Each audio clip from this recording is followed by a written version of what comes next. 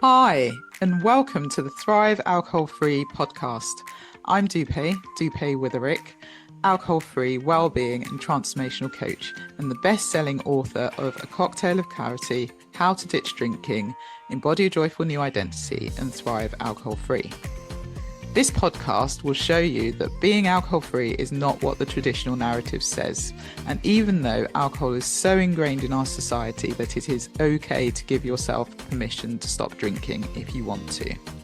And you do not have to wait until you hit rock bottom. It is certainly not boring, and I believe ditching drinking is just the start to living an extraordinary life. By getting rid of this one thing, it allows the doors to open to endless possibilities and opportunities. Each week, we will have guests on who are at various stages of the alcohol-free journey, from those who are curious to those who have been alcohol-free for years. We will also have experts on talking about different topics relating to alcohol and beyond. Through these conversations, you will discover what it means to thrive alcohol-free. Enjoy.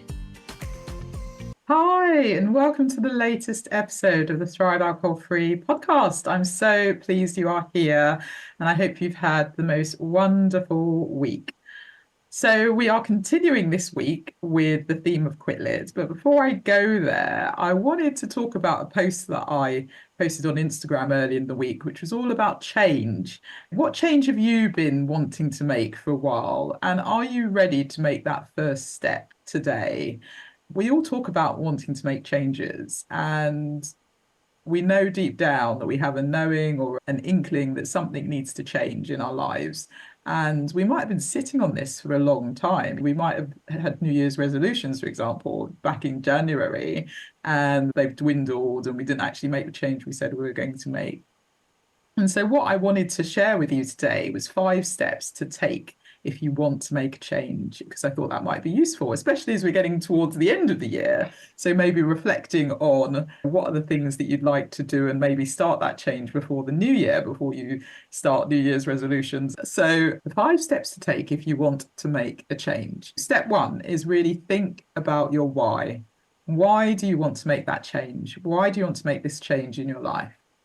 And with that why, you could do the 7 whys, which is really where you then get in depth and really get to the bottom of what your why is. And so what I mean by the 7 whys is you write down what your why is, but then you say, but why do you want that thing that you've written down? And then you write the next thing, and why do you want that? And why? And you get down to 7. And actually it boils down to something that's probably a lot deeper and a lot more emotionally charged and a lot more real than maybe your first why is. So I challenge you to do that. Think about why you want to make the change and maybe go through the 7 whys. It takes a little bit of time, but it's definitely worth the exercise. Number 2, imagine what would happen 6 months from today if you made that change. So what would that look like? And then imagine what would happen if you didn't make that change.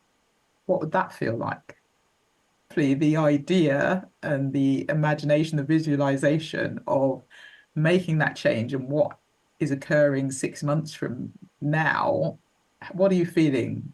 What are you thinking? What are you doing? What are your thoughts around it? If it's worked, where are you?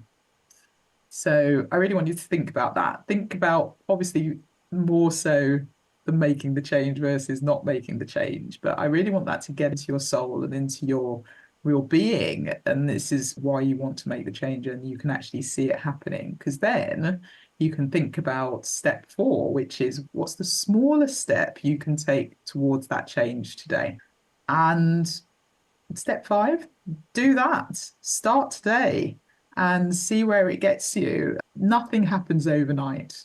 But then what's the step? What's the small step you can take? Because we can all have lots of ideas and lots of goals, but it's easy to have those, but it's the actual doing. It's the doing, it's the action of taking that inspired action and seeing where it lands. And it doesn't happen overnight. So you need to give yourself grace, and you need to take the inspired action today, whatever that small step is, and then you can go from there. And so I have mentioned it before. I am doing the 2 coaching session activate package for those who might want to ditch drinking versus and those who want to thrive. And so if you want to ditch drinking, it's 2 1-to-1 75-minute coaching sessions, which you can do where we really delve into the reasoning behind drinking, your relationship with alcohol, and then what it is that you would like to see, how you would like to change, and how to break that habit. And then we can come up with a clear plan in terms of next steps. And then if you want to do the Thrive session, you can bring any topic to the first 75-minute session that you are potentially thinking about. Maybe it's the change you want to make. And then we also do a human design session. Human design is something that I think is really important, and everyone needs to know their human design. It goes through how best to use your energy, how to make aligned decision, what your key strengths are, what's your purpose, why are you here, what is the character that you're meant to play in the world. We look at things like potential fears that you might have. For example, the fear of time running out and you being too late, the fear of the past repeating itself, and other fears like that. So looking at those fears and thinking about how can we avoid those fears, or if we notice those fears coming up, how do we really say, are they true, and go from there and take some action. So if you are interested in making a change today, maybe your step is to book a 1-to-1 coaching activate package, and I'd love to support you with that. So feel free to go to the link below where you'll see all the information and you'll see how you can book this.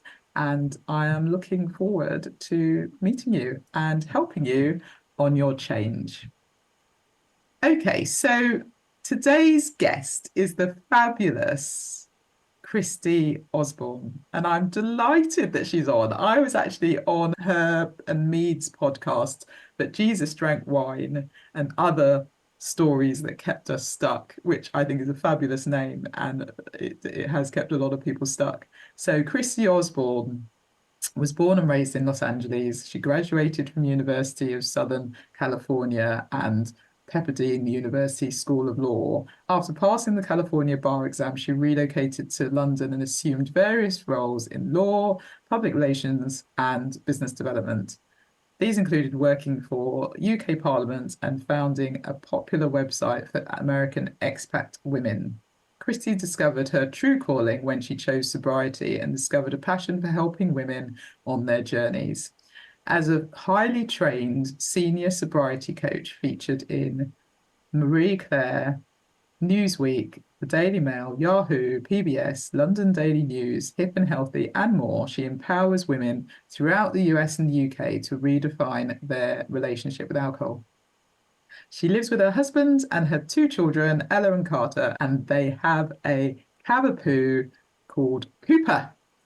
So I am delighted to have Lindsay on the show because she's just published and released a book, which is Love Life Sober. So we talk about her book. It's a 40-day alcohol-free journey to reset drinking habits, reconnect with yourself, and strengthen your relationship with Jesus from a certified sobriety coach with a you can do it positivity.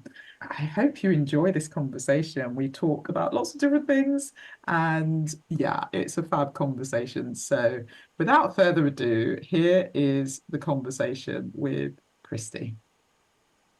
So welcome, Christy. Thank you so much for being on the Thrive Alcohol Free podcast. How are you? Oh, thank you so much for having me, babe. I'm so excited to be here. We've been in each other's orbits for a little bit, and it's so nice to finally connect. Yeah, absolutely. Absolutely. I'm really looking forward to this conversation. So, for people that might not know you, Christy, why don't we kick off with a brief introduction? Sure. Yeah. So I am Christy Osborne. I'm originally from Los Angeles, but I live in the UK. It was London up until this summer for 16 years, and now we're out kind of in the Surrey, Sussex border area. I'm new to the British countryside and loving it. I have 2 kiddos. I have a daughter who's 14 and a son who's 12. And I am a sobriety coach, a podcast host, and brand new author, which I'm so excited to talk about. So, yeah, that's me. Yay! Yay, fantastic. Congratulations on your book, by the way. That's so epic. And we might end up talking about Taylor Swift as well, because my daughter's 10 and we both, yeah, anyway, Yeah. we might go there. But let's kick off with, I think it's always great to hear people's stories and how they've come about becoming alcohol free. So if you don't mind, why don't we start from the Yeah. beginning? What led up to you becoming alcohol free in the first place? And we can go from there. Yeah, I mean, we have similar stories in that it wasn't this massive rock bottom, but I grew up in California, as I said, tried alcohol as a teenager, thought it was awful, vomited all over the place with my best friend when I first tried it. Went on to college, was in a sorority, but never really was a huge, massive drinker. Like, don't get me wrong, I Mhm. had the nights out, but I did not like being out of control and I like to feel really safe. And so it never really got out of control. But then I went on to law school and met my now husband. And it was very much part of like our romance. It was like we got really into wine. We visited Napa. We started collecting wine. And then there was an opportunity for us to study abroad in London. So we came for our second year of law school and we traveled in France and went to wine country. And we were like, we're going to have these cellars for our kids one day and all this. But we were, or I should speak for myself, I was also using alcohol to relax and to deal with the stress of being in law school. We went back to California, got married, passed our bar exams. And it was just wine was kind of like an ever present thing in our life, right? Which at the time felt like no big deal. And then we made a permanent move to the UK. My husband was offered a job over here, and it was alcohol to meet people. And if you're an expat, like all the expat like communities, it's you meet for drinks. And then I got pregnant with our daughter, and it was you after the baby's here, obviously, you meet up with your NCT group and you Yeah. drink rosé in the park. And as I look back, it was just kind of alcohol. I began to give it different jobs over the course of my life, and it took on various like roles for me. When I had my son Carter, I had pretty bad postpartum. And so it was very much a drinking to cope thing. And I Mm. remember we had a baby nurse once, and the whole point, obviously, of the baby nurse was so that I could sleep. And I just went into my room and just poured a massive glass of wine because I thought that that was rest, right? I thought that Mm. that was my Yeah. break.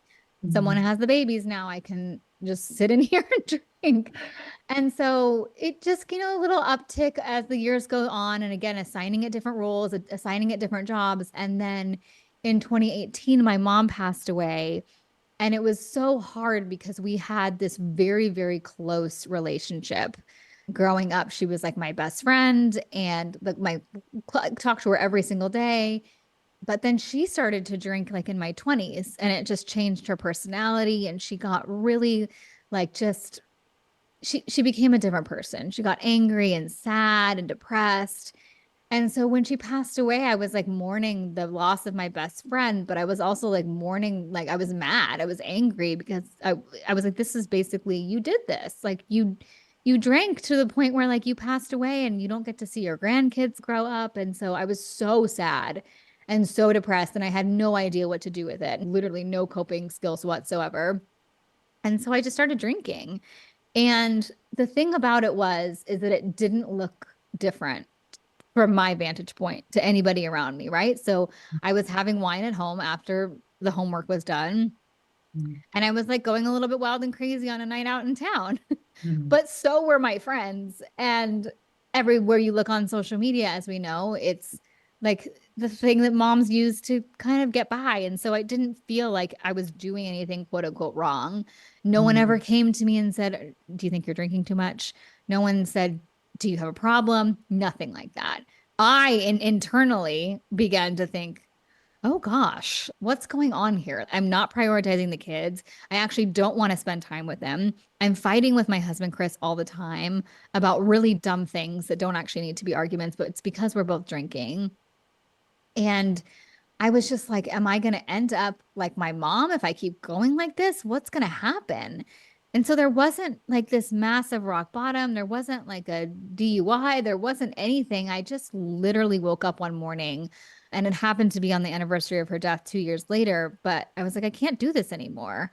And I said a prayer in the bathroom while looking in the mirror and just like, Jesus, I cannot do this anymore. And I don't know what it means, but help, that like surrender Mm. part of it. And I was just like, help. And I didn't say anything to anyone for a few days. And then I said to Chris, my husband, I just think I need a break. And he's like, whatever you need. And then we went into lockdown.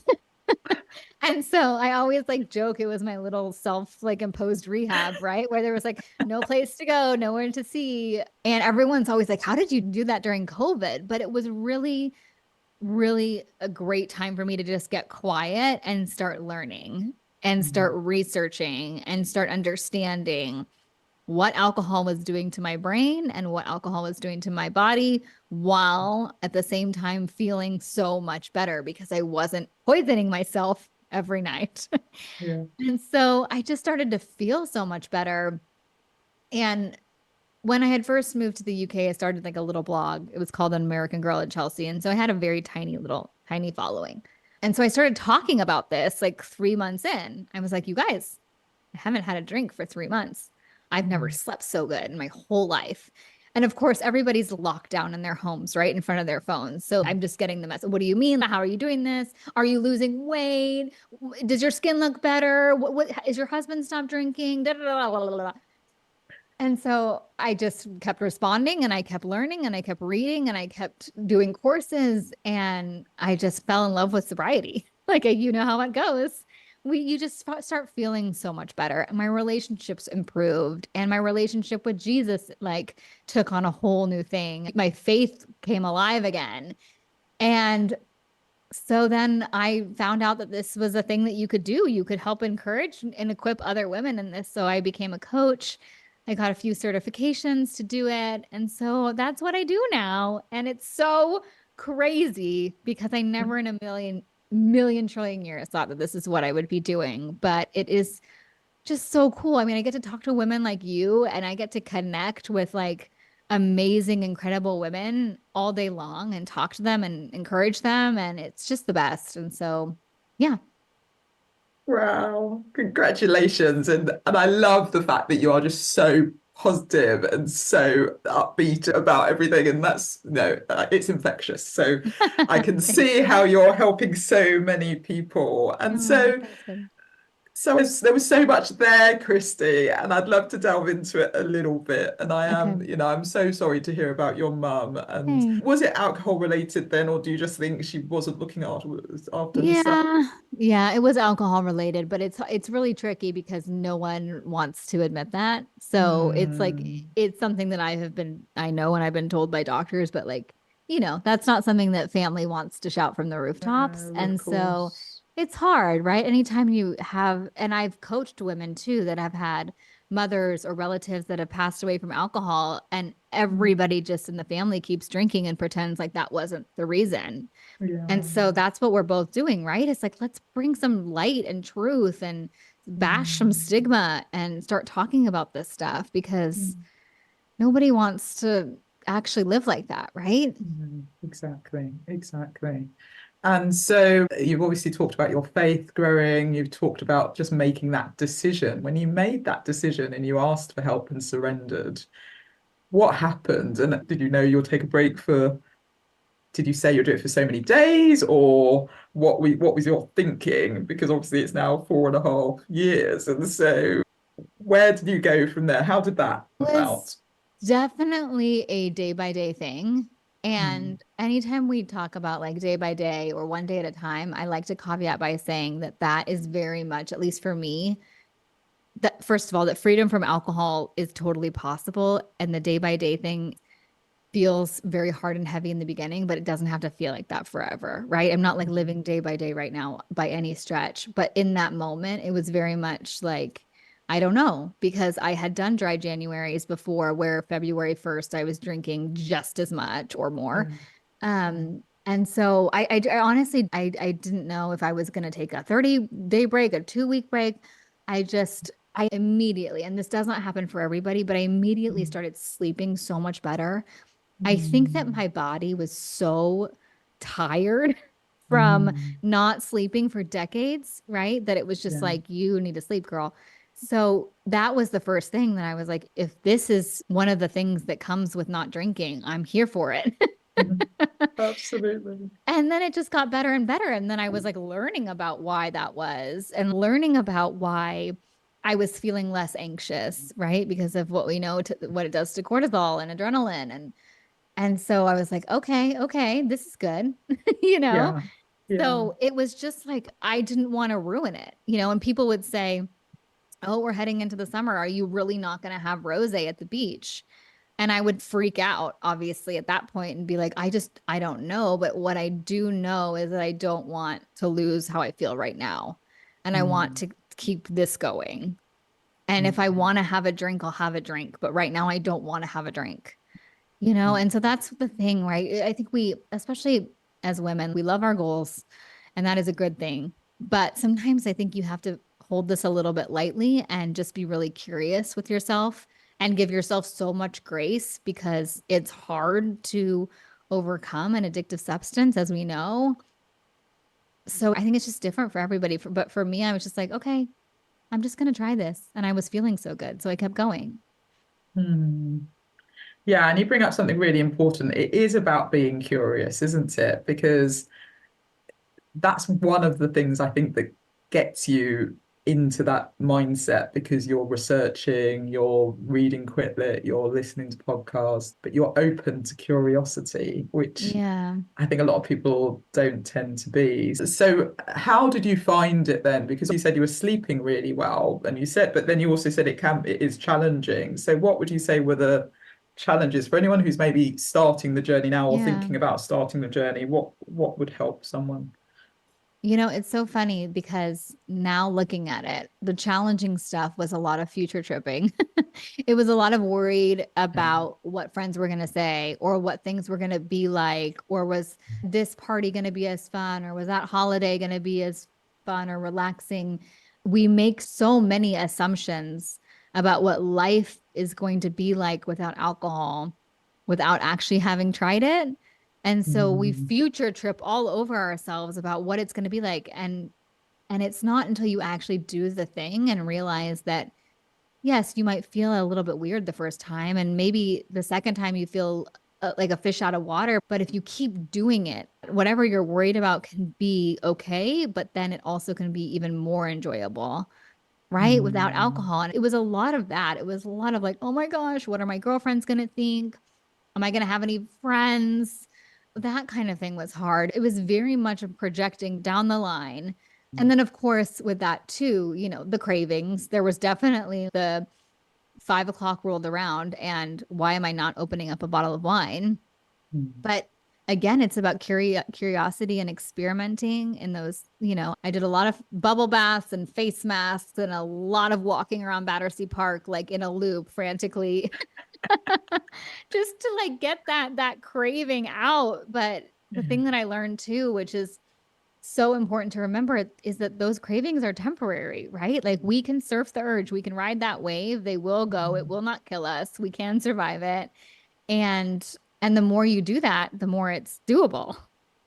Absolutely. Yeah, Mm. yeah. And it's changing our subconscious, isn't it? It's because Mhm. it's all been programmed and we run on 95% of our subconscious mind. And so actually, if you have been doing the same thing for years and years and years, it is doing those different things like going for the Yeah. walk or having the bath or just putting pause into it before you reach for that drink.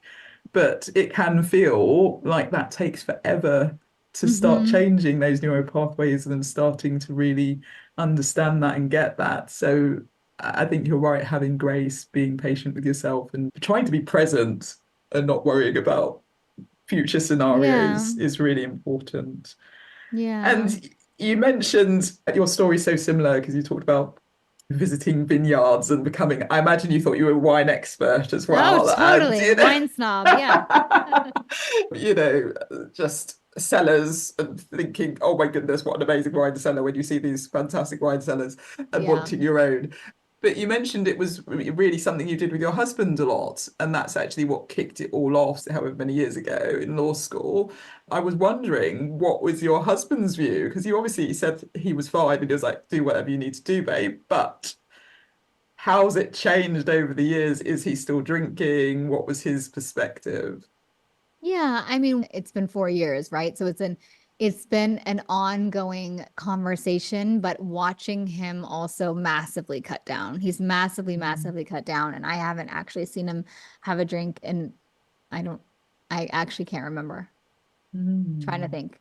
But I know that he would and would still if he wanted to. And part of the thing that I had to work on a lot, I had to really work on this was to not be involved in his journey. Right. And as people that are, I'm going to call us experts in this field, we know what it does to your health. And so, of course, it's really hard to see someone that you love continuing to drink something that's harmful.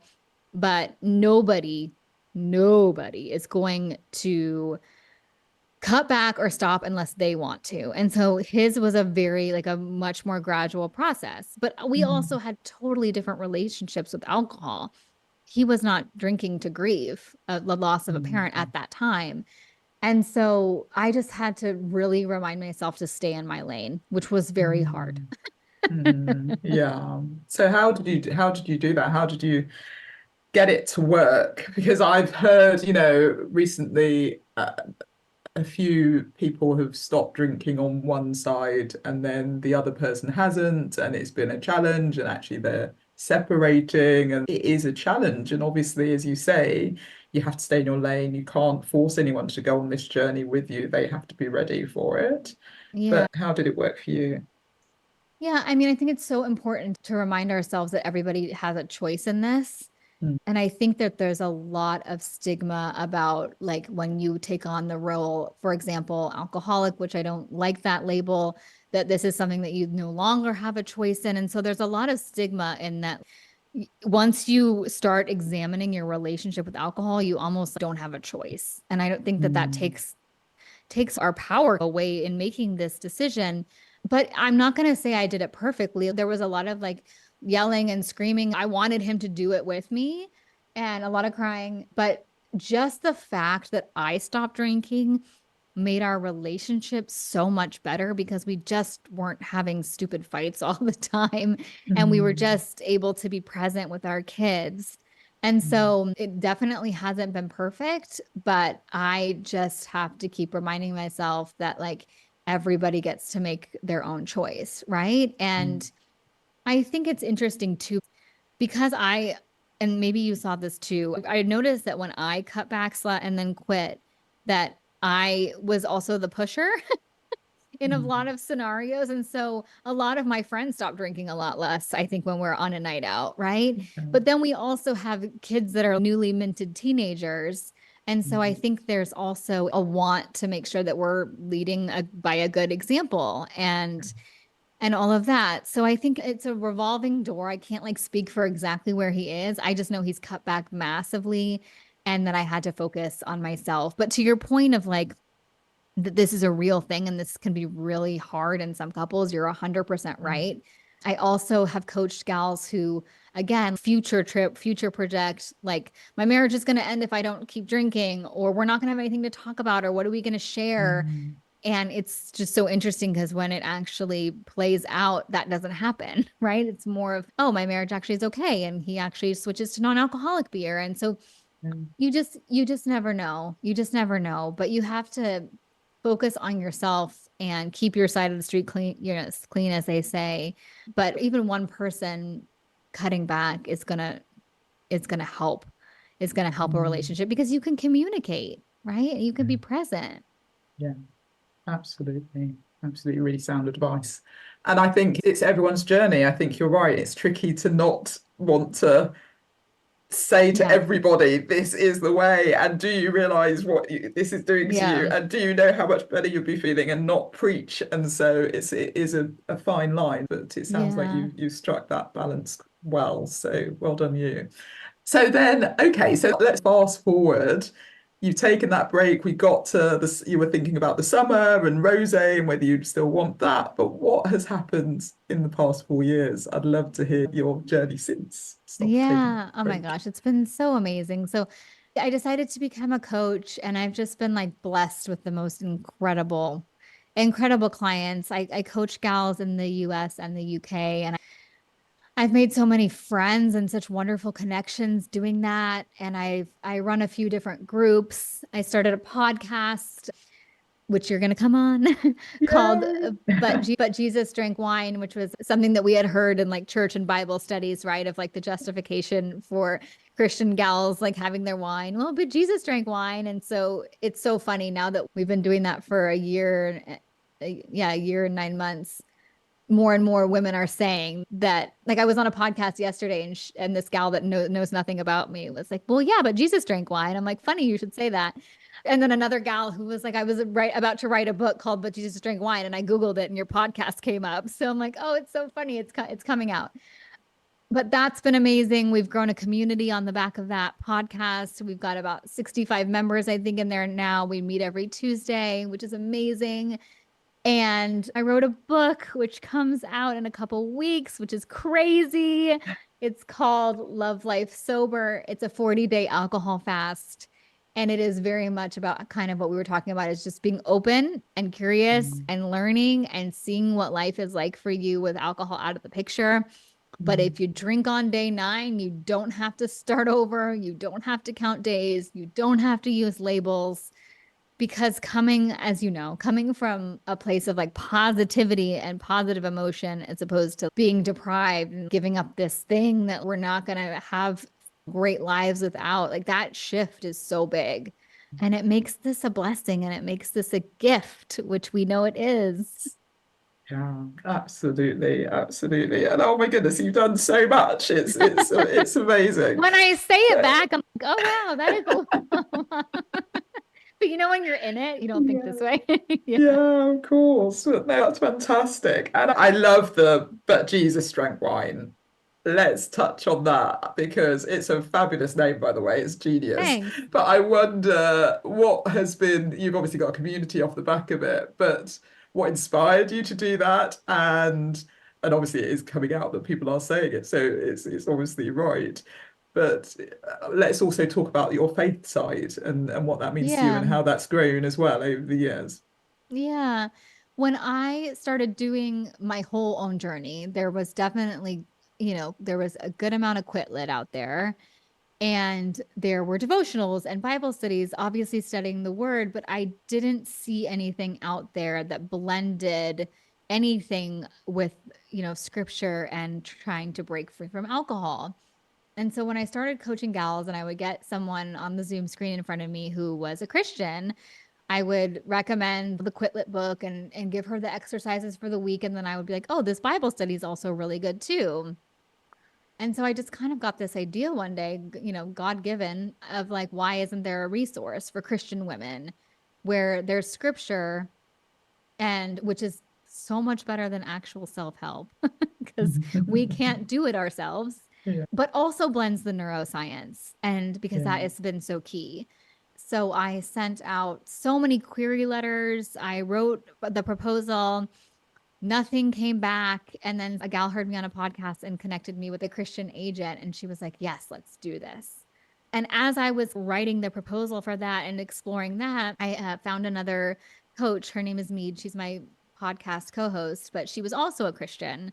And so we started chatting, and I was like, where are all the Christian women that are trying to break free from alcohol, that don't want to go to AA or don't Yeah. resonate with that? No shade to AA, Mm, but that mm, feel like they need something else. And so we started talking, and I was like, should we do a podcast? And we went away and we left it and we prayed about it for a while. And we came back and we're like, let's just turn on the mics and let's start having the conversations and see what happens.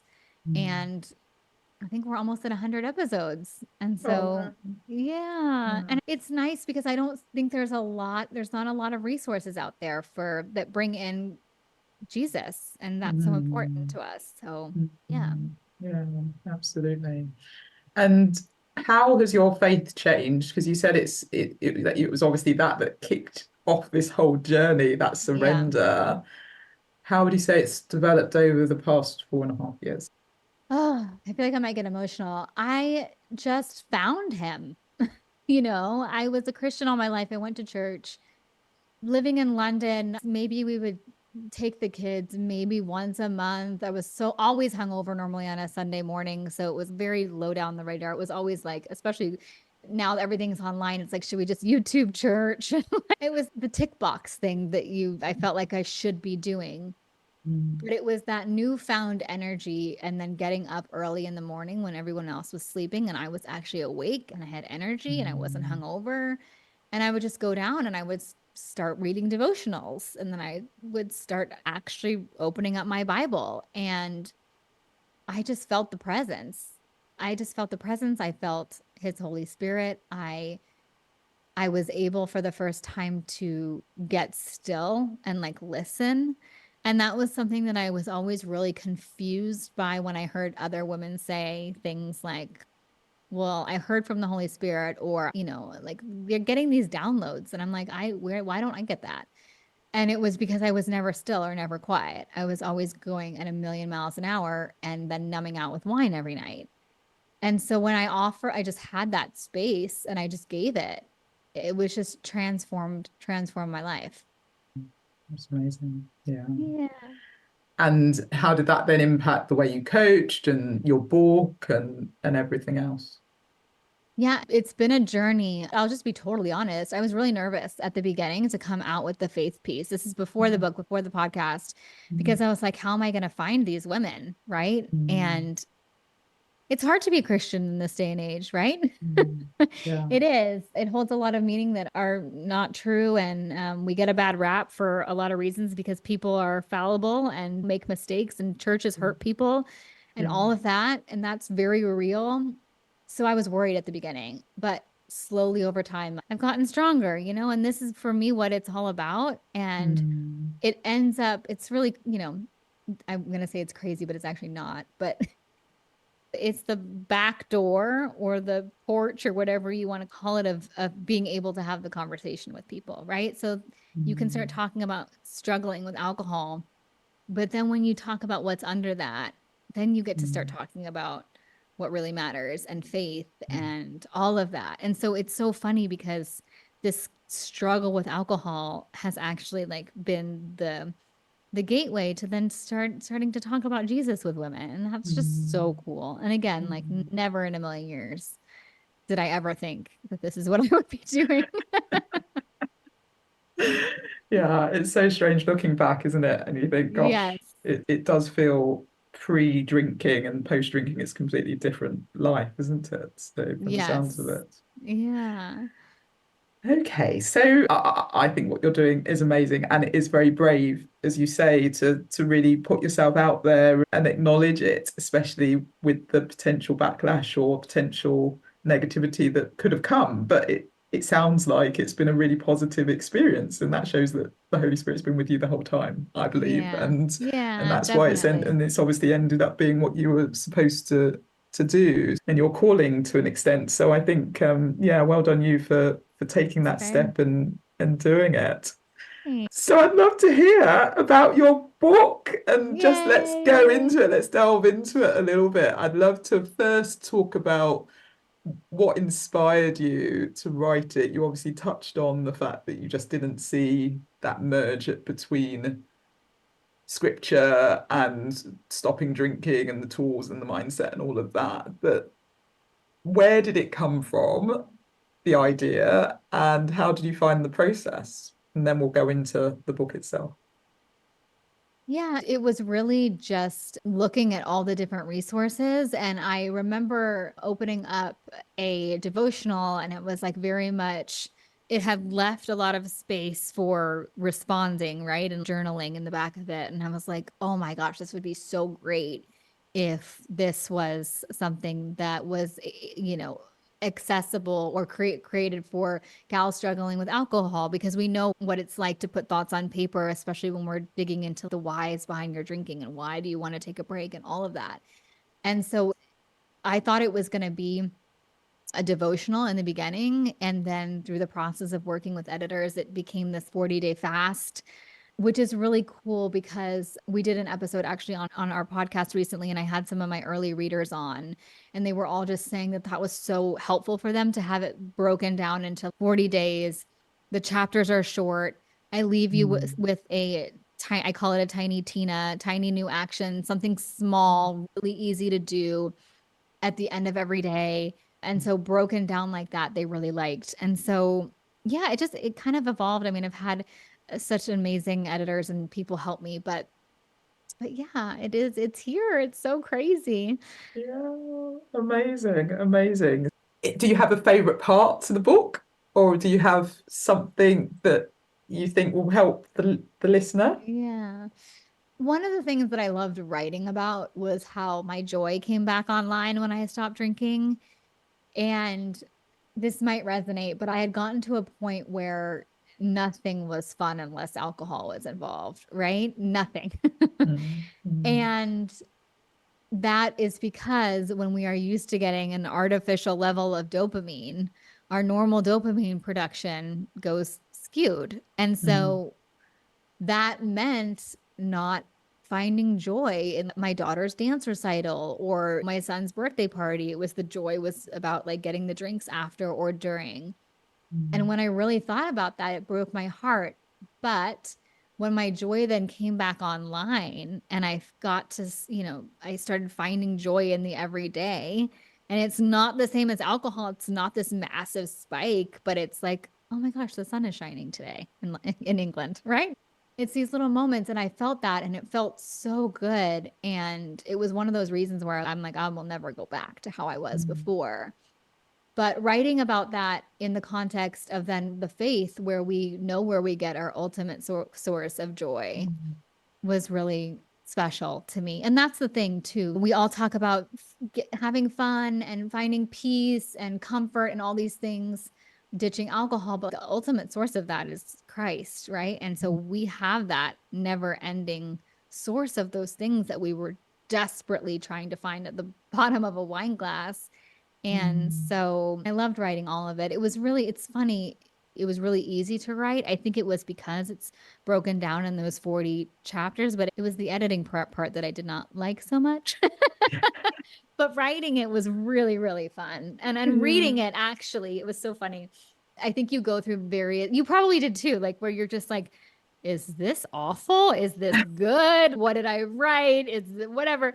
And but when I actually read it into the Audible mic, I was in LA for 3 days just recording the audiobook of it. I was like, this isn't bad. I think this is gonna help somebody. And so that was a really nice feeling. Yeah, it's amazing the emotions you go through, isn't it? So how are you feeling now, knowing it's 2 weeks out before people can get their hands on it? I am a really impatient person. So the waiting has been really, really hard, but the waiting has given me this new shift in not getting caught up in comparing with other books, not getting caught up in comparing with other coaches or podcasts or people that, because I want all of us to win, right? I really Mm, do. And mm, also, just like this is so not about me, actually. This is so about God and his plan for this mm, book. And so mm, I'm actually now very glad for this year of basically waiting for it to be printed, I feel like, mm, because I just know that the women that are supposed to read it because God wants them to, that's going to mm. happen regardless of the Instagram algorithm, regardless of how many podcasts I do, right? Regardless of how many ads end up getting done by the public. Like it's just, it's fine. And I would not have said that a year ago. I would have been like, get everyone, we have to do the reviews and let's go and let's do da, da, da, da. And it's just so it's a nice, I'm holding it really lightly, but in a really nice way. Yeah, oh, I love that. And it's so true. Comparison is the thief of all joy, isn't Yep. it? And Mm-hmm.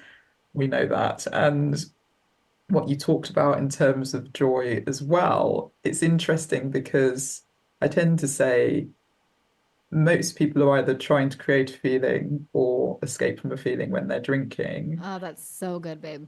But when we're numbing out, which is effectively what we're doing, we think we're numbing out all the negative emotions, Mhm. but actually we're numbing out all the positive emotions as Mhm. well. And so the Mhm. not experiencing joy and then now really seeing that joy come back online, which was your phrase, and I love that, is incredible. And actually it is the joy from source. but it's also the joy. And then you see that in like the little things. So Yeah. a lot of people think that the joy that we feel when you stop drinking is all about, oh, well, I've got more energy, I'm losing weight, I'm doing this. But actually, for me personally, the joy is going out in nature and seeing the Yeah. rabbits and seeing the deer and just taking in the clouds and the stars. And that is joy to me. And Yeah. so I love what you said about that. And I do think we get really caught up with, because if you think about it, when you came onto this scene 4 years ago in terms of Instagram and things, there weren't as many people as there are now. The alcohol-free movement has grown so much. And you can get really caught up with that and think, oh, well, Hmm. so-and-so's doing this and so-and-so's doing that and whatnot. But when you take that step back and say, actually, comparison is stealing my joy, I don't want that to happen, Yeah. you get that different perspective. And actually, in the waiting, that's Yeah. generally how we grow. And as Yeah. frustrating as it is, Hmm. Yeah. it is how we grow. So I loved what you said about not holding it too lightly, because I know it's going to be a huge success and it is going to get Oh, into the hands of the right people to read it. And I'm excited to see what happens on your journey. So oh, yeah, thank you for thank you. sharing. Thank you. So fun to finally connect with you. Yeah, absolutely. So where can people find you? How can people get the book? Tell us everything. I was on this podcast last night with this like American actress and like a football player, and there was a whole studio, and I was so overwhelmed and I forgot to tell people where. And I got off. I'm like, oh my gosh, Chris, I literally forgot to tell the people where to find the book. So you Well, can let's get not it. do that today. Let's tell them today. I was How so funny. nervous. There was like all Oh, these people on bless the screen. you. Anyways, you So can which get it. podcast was that? That sounds so exciting. A football player and an actress. Jana Kramer from One Tree Hill, and she's got a big following. Anyways, I freaked out. So you can get the book at lovelifesober40dayfast.com. That's 40 day fast. You can follow me on Instagram, Love Life Sober with Christy. And then our podcast is But Jesus Drank Wine and Other Stories That Kept Us Stuck.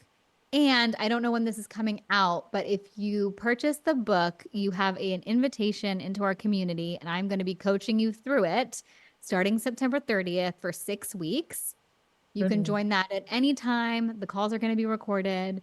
And so if you want someone to hold your hand while you're doing your 40-day fast, I will be Yeah. there. And I think that there's been a little bit of confusion about when it actually comes out in the UK because it's mainly being published in the US, but we can definitely get it here in the UK. So if you order it and it doesn't arrive in time, just let me know and I'll send you the first few chapters because I want you to be with us and be doing it. So yeah. Fantastic, fantastic. How exciting. Yeah, brilliant. Thank you for sharing. Okay, so I always end the podcast with my favorite question of all time. What does thriving alcohol-free mean to you, Christy? Oh, such a great question. I think it means freedom. I think thriving alcohol free means not having to think about alcohol. Yeah. And just living life in the source of joy like we were talking about and peace Mm, and not having to think about it, right? It's like mm, we as women that are in this space talk a lot about alcohol, but I don't actually think ever about alcohol, which is freedom. And that is not something that I thought was possible. The fact that I could lose my desire to drink and not ever crave it again. I just want to offer that, just like you do, that hope to someone. This is not something that mm, you have to struggle with for the rest of your life. This is not something where you have to go to meetings for the rest of your life. You don't have to feel deprived. You don't have to feel other. You don't have to use labels. There's another way. And that's what I think we're mm. both trying to tell people, right? Yeah, love it, love it. And freedom seems to be the popular answer for a lot of people because it's Really? so true, isn't it? Yeah. It is Yeah. really true. And Yeah. it just not having to think about it is so well said, because I think people don't realize the amount of mental capacity alcohol Oh, takes up. yes. Totally. So yeah, yeah. Well, thank you again for being Thanks, a babe. fabulous guest, and best of luck with the book and all the podcasts and the launch, and Thanks, babe. keep in touch. Okay, Yeah, take sounds care. good. Bye. Bye. Well, thank you, Christy. I love that conversation and I appreciate you taking the time to be on the podcast. Everyone should go out and get Love Life Sober. Go and get the book today. It is well worth getting. And of course, she also has the podcast that she does with Mead, But Jesus Drank Wine. So feel free to go and have a listen to that as well. Okay, well, I hope you enjoyed that episode as much as I did, and you have a fabulous week. What change are you going to make today? You can absolutely do it, whatever that change is, even if you think it seems completely impossible or far away.